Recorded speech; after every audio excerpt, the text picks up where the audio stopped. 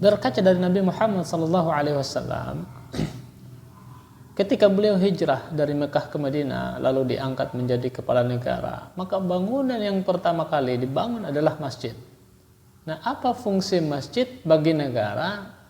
Ternyata bukan hanya sekedar sebagai tempat untuk beribadah, melaksanakan sholat, baca Quran, zikir, bukan. Tetapi masjid menjadi sarana pendidikan untuk mengajarkan nilai-nilai Islam, atau balai pertemuan untuk menyatukan kabilah-kabilah, suku-suku, sebagai gedung sosial untuk melaksanakan seluruh kegiatan positif dalam masyarakat, dan sebagai gedung parlemen untuk membicarakan tentang keputusan-keputusan dan kebijakan-kebijakan negara untuk menjalani roda pemerintahan tentunya.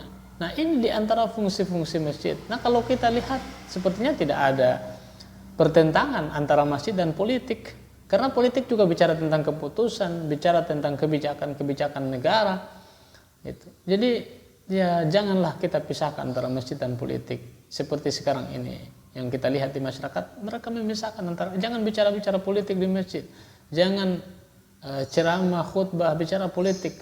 Nah, ini sudah sebenarnya keliru. Jangankan politik yang begitu besar untuk mengatur negara berkaitan dengan kepentingan masyarakat, hal terkecil misalnya seperti buang air besar kecil itu pun diatur oleh Islam gitu. Bangun tidur sampai tidur lagi itu pun juga diatur oleh Islam.